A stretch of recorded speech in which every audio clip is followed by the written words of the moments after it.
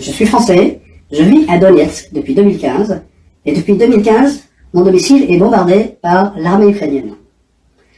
Que croyez-vous que moi et mes voisins pensions de l'intervention des Russes? Nous les attendons depuis 7 ans. Nous espérons enfin depuis 7 ans connaître la paix et ne pas connaître ni les morts ni les bombardements. Donc, au nom de tous les Français qui vivent à Donetsk, je remercie le président Poutine d'être intervenu. Et si les Français veulent venir voir ce qui se passe réellement à Donetsk, je les invite.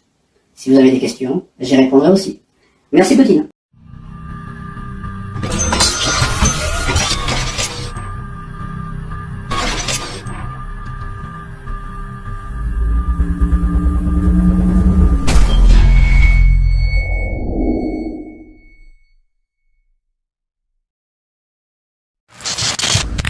Les petits-enfants de la patrie, avec le peuple. Aujourd'hui, c'est peut-être la dernière fois que je fais une vidéo. Le méchant, le cruel, l'abominable, le sanguignolant Vladimir Poutine, grand dictateur de la Russie, vient d'attaquer la pauvre Ukraine et écrase tout sur son passage depuis le 25 janvier dans la nuit.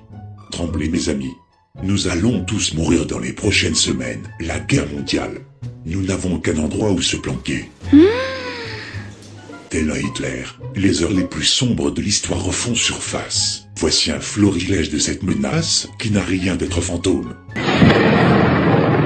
Le jour n'est pas encore levé, lorsque soudain, aux 4 coins du pays, le ciel est déchiré par des boules de feu.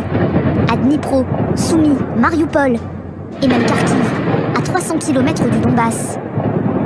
Partout, des explosions retentissent.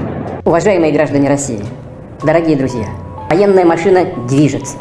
Мною принято решение о проведении специальной военной операции. Ее цель – защита людей, которые на протяжении 8 лет подвергаются издевательствам, геноциду со стороны киевского режима. Les Ukrainiens sont sous le feu des bombardements russes.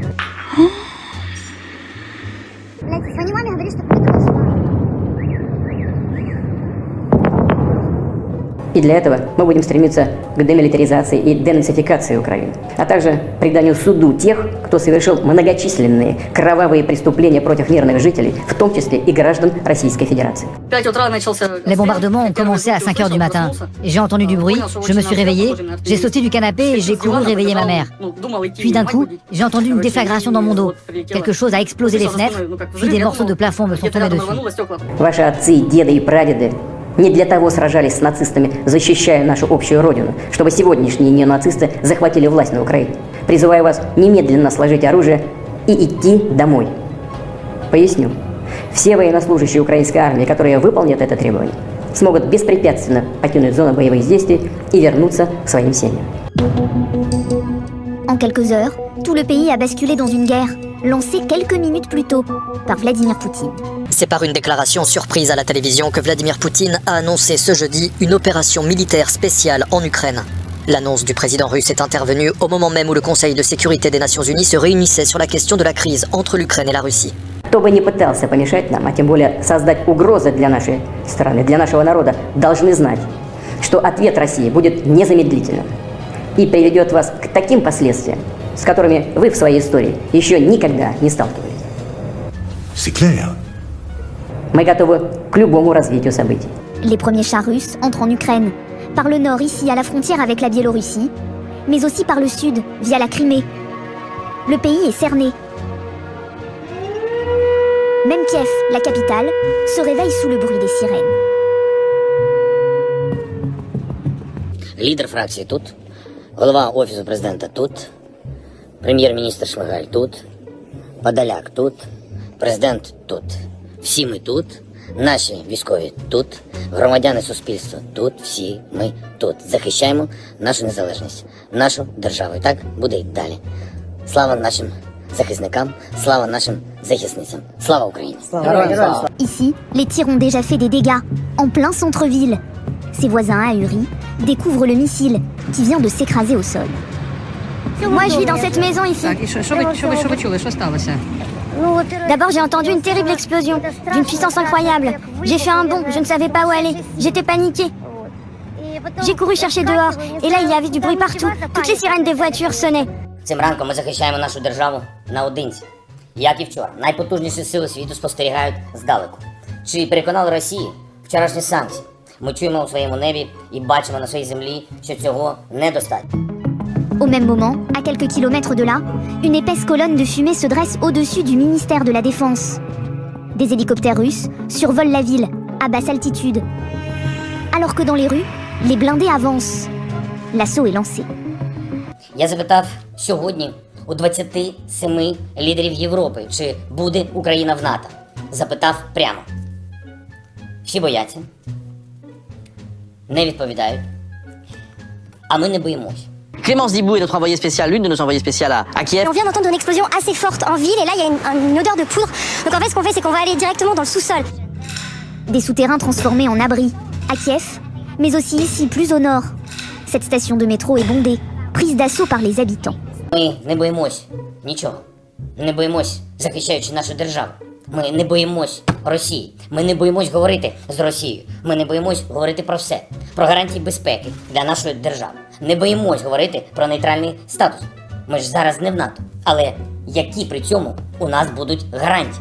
On est venu comme ça, très vite, avec juste le nécessaire.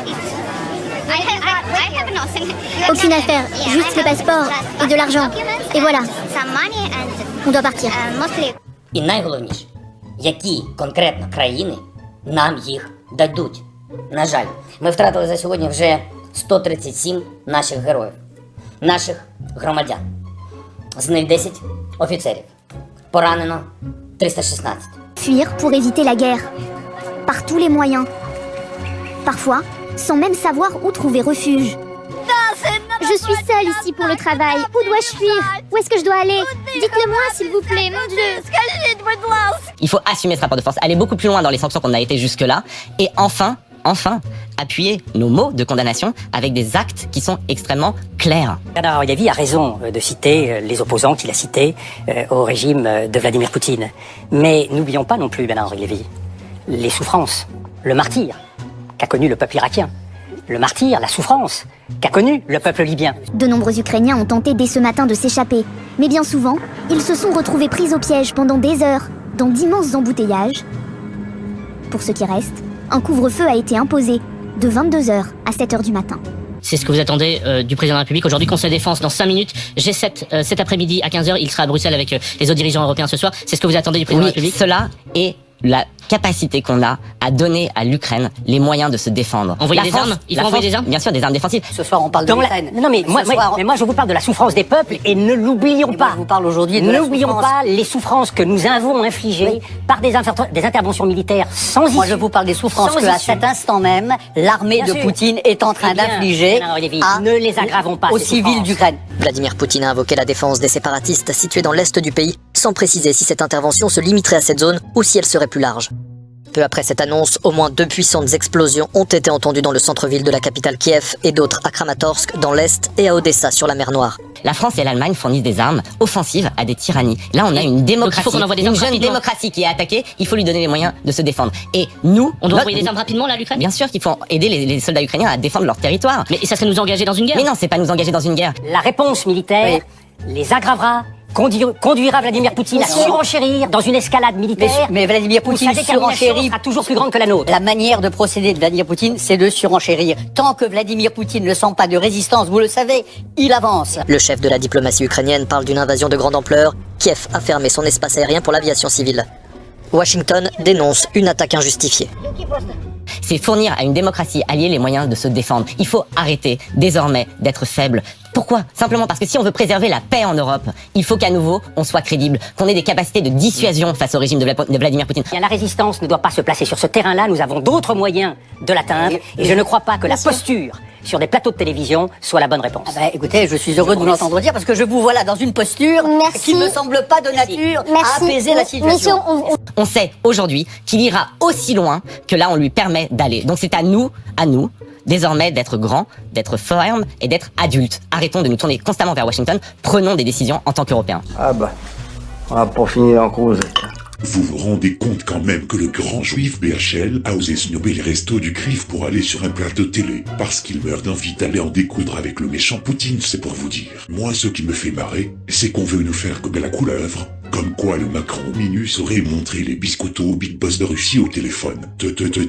Il s'est tout simplement fait frotter les oreilles et remettre à sa place. Du genre, allô? Quoi? Qu'est-ce que tu viens encore me chier dans les bottes? T'as pas retenu la leçon de la dernière fois, où je t'ai collé à 10 mètres 2 mètres du moi pour me foutre de ta gueule, à écouter tes conneries pendant sa plombe? Alors écoute-moi bien, si tu refuses de fixer tes godasses, j'appuie sur le bouton, et je t'envoie mon super suppositoire spécial sur ton pays de merde, et je te garantis qu'à côté d'un nid de fourmis rouges enfoncé dans ton cul, c'est peanuts à côté. Je suis le big boss d'un pays qui est 26 fois plus grand que le tien, occupe-toi de ton cul. Au revoir, bonne journée. La Russie a présenté son plus grand missile balistique nucléaire ayant jamais existé. De son nom militaire RS-28 Sarmat, ou encore plus connu sous le nom de Satan II. La puissance de Satan II est telle que, à l'aide de ses 12 têtes nucléaires, détruit un pays grand comme la France en un claquement de doigts. Et ce n'est pas une blague. Un territoire aussi grand que la France métropole désintégré en quelques secondes, ainsi que ses 70 millions d'habitants, sans compter la destruction dans les pays voisins et l'onde de choc se propagerait dans toute l'Europe. Si cette bombe a pour cible la France, on estime, y compris les dégâts chez les pays voisins, à près de 100 millions de morts. Les dégâts possibles des nouvelles armes nucléaires sont juste abominables. Satan II est la plus grosse bête de l'arsenal nucléaire modernisé de Vladimir Poutine et devrait entrer en service en 2022. C'est cette année. Il est certes rassurant pour un pays de posséder l'arme la plus puissante de la planète, mais faudrait être capable de toucher les cibles ennemies. Des puissances militaires comme la France, l'Angleterre et les États-Unis se situent assez loin de la Russie, sans compter qu'ils ont des radars pour localiser des engins militaires étrangers et des boucliers de défense anti-missiles. Ce sont des missiles spécialement conçus pour intercepter et détruire d'autres missiles. Mais c'est là que Satan II est très dangereux, voire invincible, voire invulnérable. Cette arme de 208 tonnes a une portée, à prêter vos oreilles, de plus de 18 000 km. Depuis Moscou, il est capable de toucher n'importe quel point sur la Terre. Aucun pays au monde n'est à l'abri, même pas si vous vous abritez dans le coin le plus reculé du pôle Nord, du Sahara ou de l'Amazonie. Tous les pays européens, y compris les États-Unis, sont vulnérables à ce missile. En plus de sa puissance et de sa portée, il est équipé d'une technologie furtive pour tromper tout type de système radar ennemi. Même les radars russes sont incapables de le détecter. Il est juste un fantôme. Mais le pire n'est pas là. Aucune technologie de défense antimissile ne serait en mesure de l'arrêter. C'est un missile hypersonique de vitesse Mach 20, soit 20 fois la vitesse du son. C'est égal à plus de 25 000 km/h. Il est si rapide qu'aucun missile au monde ne peut l'intercepter. Vas-y, ouvre ta gueule, vas-y, vas-y. À mon avis, si le poitou Vlad se réveille d'humeur un peu ronchonne, c'est possible qu'on commence à prendre ce genre de suppos. Je vous garantis rien niveau sensation, les gars. Et puis alors il y a Valoche, qui tape aussi son poing sur la table. Oui, elle a dit stop. Pour éviter l'escalade de ce conflit et dire à Vladimir Poutine, maintenant c'est stop.